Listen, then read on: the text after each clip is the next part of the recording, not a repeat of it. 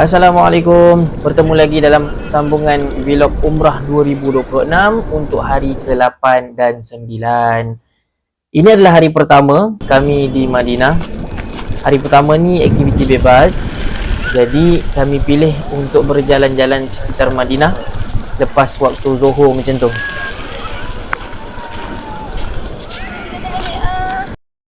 InsyaAllah Uhudnya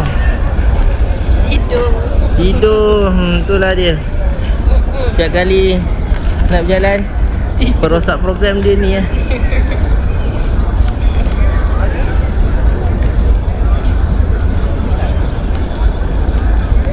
Kami pilih untuk lepak dekat kios-kios viral sambil menikmati pemandangan Jabal Uhud. Tempat dia tu straight je dari pintu 333. Jom saja. Belakang Masjid Nabawi, depan tu Gunung Uhud. Besar tak? Pahala orang yang solatkan jenazah besar tu. Tu yang depan tu yang kedai-kedai viral yang jom. Ni kita manfaatkan kan masa kat sini. Lepak depan Uhud guys. Berlatar belakangkan Uhud. Budak ni tidur lagi. Batu panjang. Tuan dapat 35 rial. Beli larat satu. Kita nak makan ni.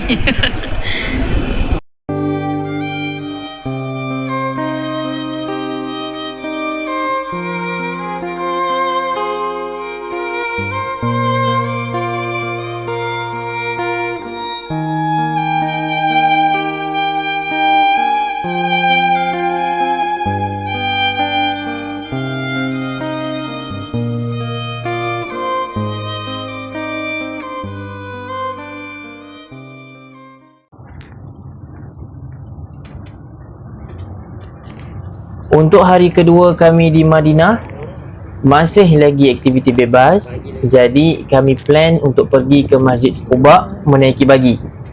Dan balik tu jalan kaki. Nak naik bagi ni you all boleh pergi ke pintu 310 berhampiran dengan Masjid Ghamamah. Cas yang dikenakan lebih kurang 10 rial seorang. Kami pilih untuk naik bagi ni sebab nak cepat sampai memandangkan masih dalam wuduk untuk kami dapatkan pahala mengerjakan umrah tu. Matahari tu dekat belakang sana.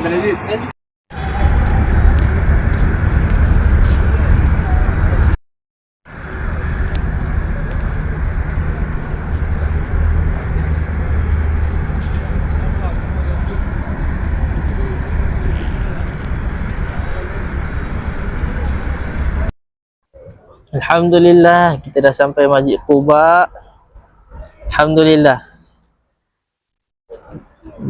Kalau siapa yang ke sini dalam keadaan berwuduk lalu dia solat 2 rakaat di Masjid Quba, insya-Allah pahalanya adalah sebesar ganjaran 1 kali umrah.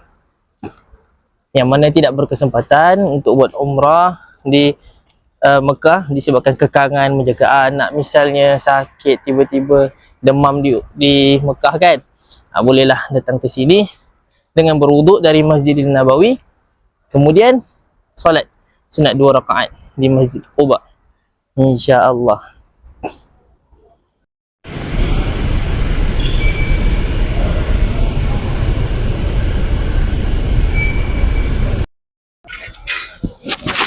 Okay, Alhamdulillah. Ini adalah sirah bagaimana penghijrahan Nabi dari Mekah ke Madinah.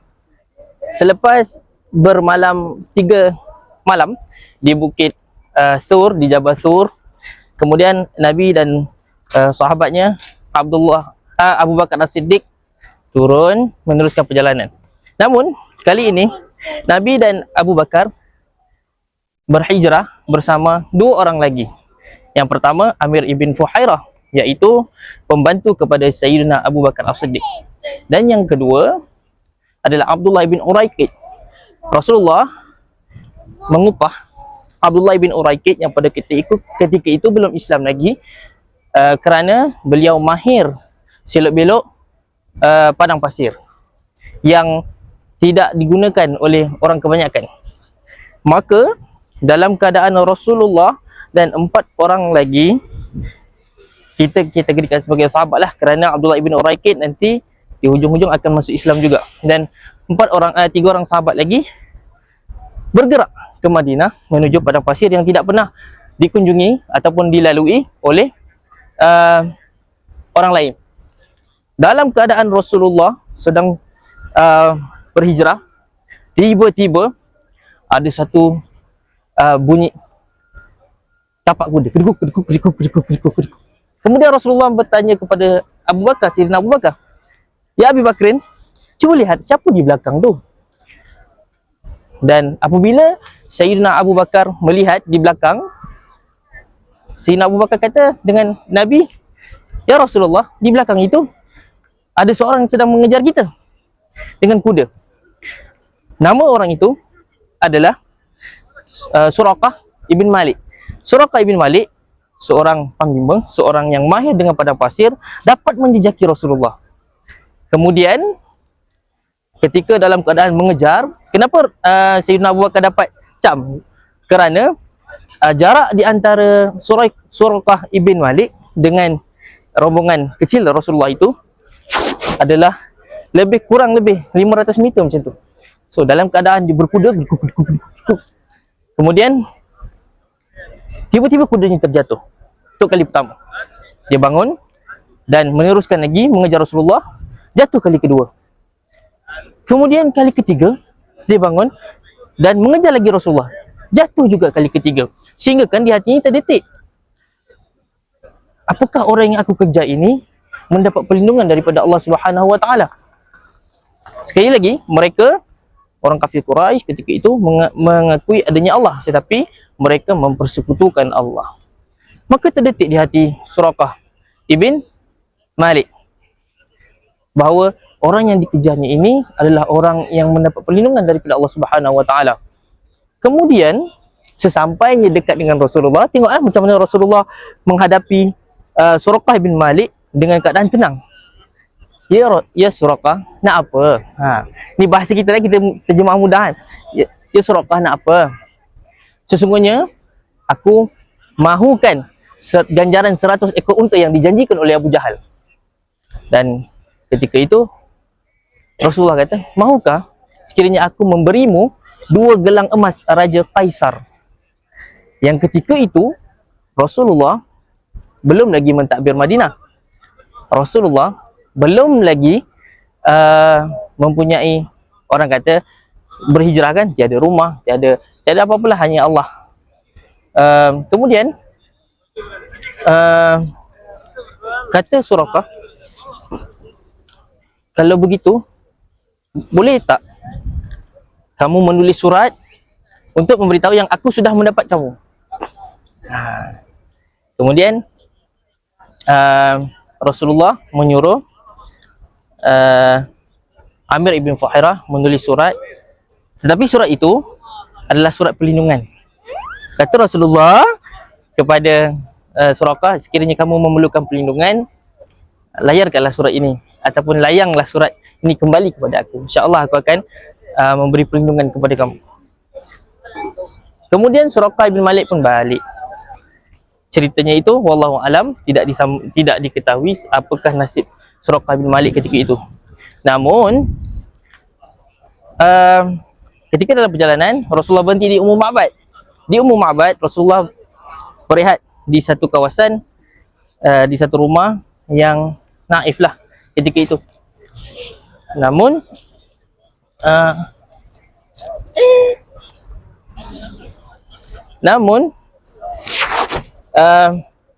tatkala Rasulullah meminta izin untuk bertamu, Ummul Ma'bad berkata, "Dalam rumah ni tak ada apa-apa. Yang ada pun seekor kambing, itu pun tengah sakit." Rasulullah kata, "Boleh tak minta izin? Nak juga bertanah, nak pergi tengok kambing tu." Dan Rasulullah urut kambing tu, keluarlah susu. Jadi bila keluar susu, Rasulullah pun minta bejana. Bejana ni besen lah, banyak susu yang keluar. Ummul Ma'bad melihat Rasulullah memerhatikan akhlak Rasulullah. Kemudian habis bertandang, Rasulullah dan sahabat yang lain menyambung penghijrahannya.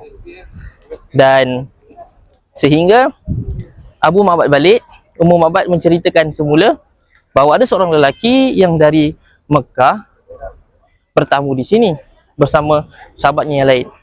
Dan Abu Ma'bad kata boleh jadi orang itu, pemuda itu adalah orang yang dikejar-kejar oleh kaum Quraisy.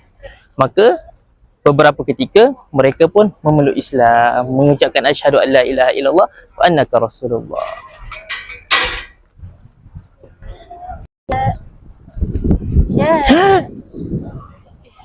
Mata dah berat ke? Okey, sekejap lagi kita jalan.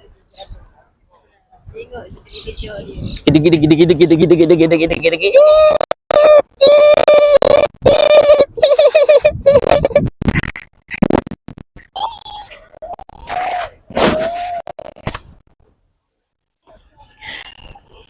Okay, kemudian sampailah Rasulullah di sini. Okey, ini adalah Thaniyatul Wada'. Apabila sampainya Rasulullah di Thaniyatul Wada', orang-orang di sini semua menyambut Rasulullah dengan berqasidah.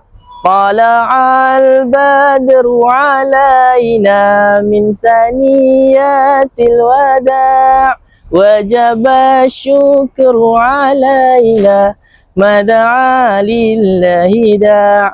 Telah datang kepada kami bulan purnama yang kita bersyukur di atasnya, kerana datangnya adalah untuk menyeru kepada Allah Subhanahu wa taala.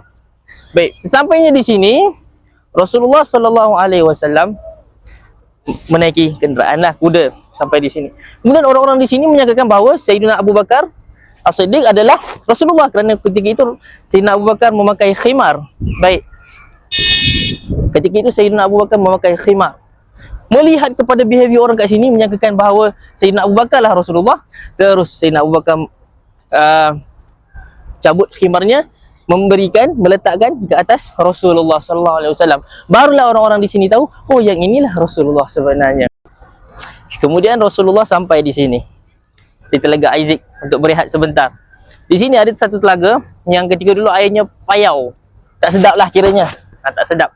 Kemudian Rasulullah meludah ke dalamnya, dan air itu sampai sekarang boleh diminum. Baik. Sesudah Rasulullah berehat di sini, Rasulullah nak menunaikan solat. Kemudian Rasulullah membina Masjid Quba ini.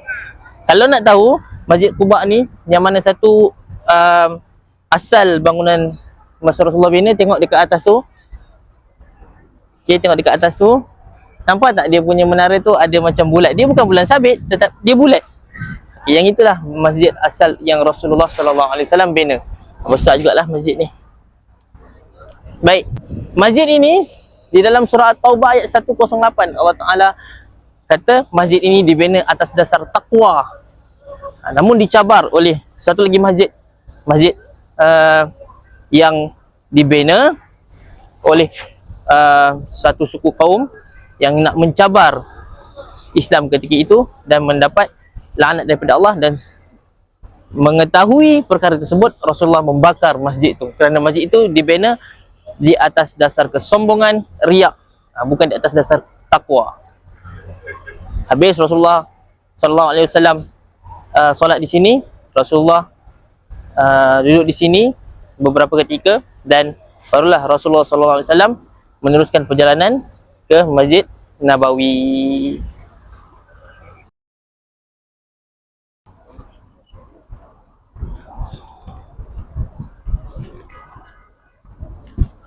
Syak. Tak apa biar. Seronok dia. InsyaAllah Masjid Quba.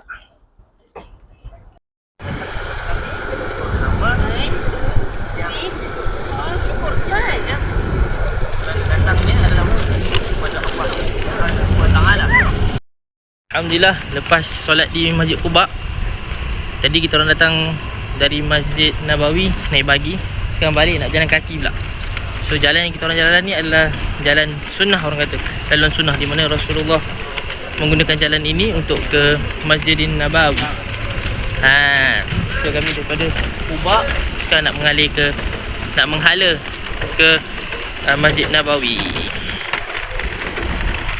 Kalau nak tahu jalan sepanjang Madinah zaman Rasulullah dulu adalah dipenuhi dengan kebun-kebun kurma, kiranya hutan lah.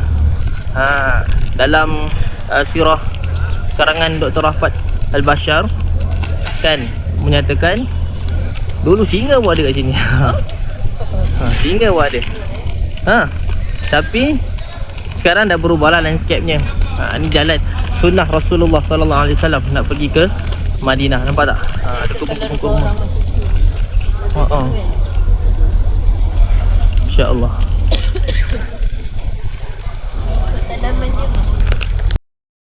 Okay, kalau nak tahu dekat depan ni, ini adalah Masjid Jumaah. Masjid tempat Rasulullah sallallahu alaihi wasallam mendirikan solat Jumaat untuk pertama kalinya di Masjid Jumaah ini. Dia tak jauh dari Quba ke Masjid Jumaah. Di hadapan sana adalah Masjid Nabawi. Dalam beberapa minit, lebih kurang jalan slow-slow berapa jam? 1 jam kot. Kalau kita orang gerak tadi dalam 40 minit lah plus minus. So sampailah ke Menara Jam ni. So depan sikit tu je dah Masjid Nabi. So sekarang kita dah sampai dekat tempat drop off tadi. So pagi kat situ. Dah nak sampai depan tu je Masjid Qamamah. So depan tu je Masjid Qamamah. So tak jauh lah sebenarnya. Selepas Masjid Qamamah kita akan jumpa Masjid Nabi, Masjid Nabawi. Kita orang punya hotel dari sini ya.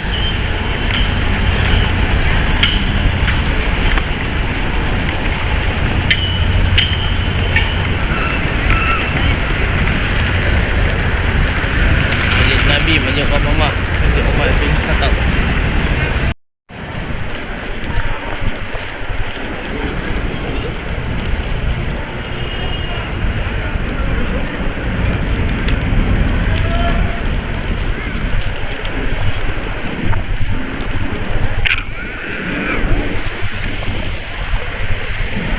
Okay.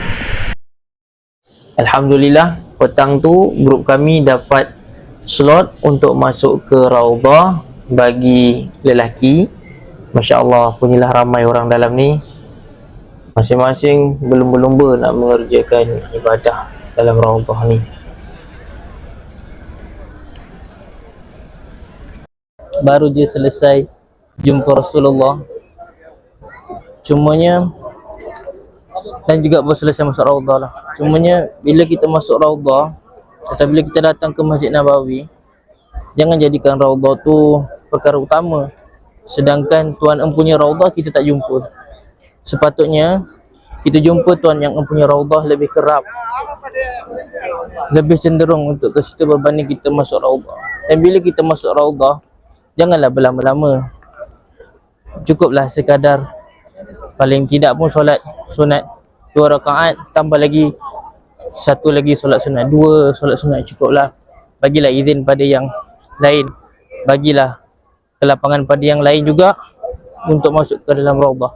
Mudah-mudahan dengan cara kita beradab seperti itu di dalam Raudhah, di dalam taman-taman syurga, Allah juga akan pemudahkan urusan kita untuk ke sana nanti, untuk masuk dalam syurga abadi.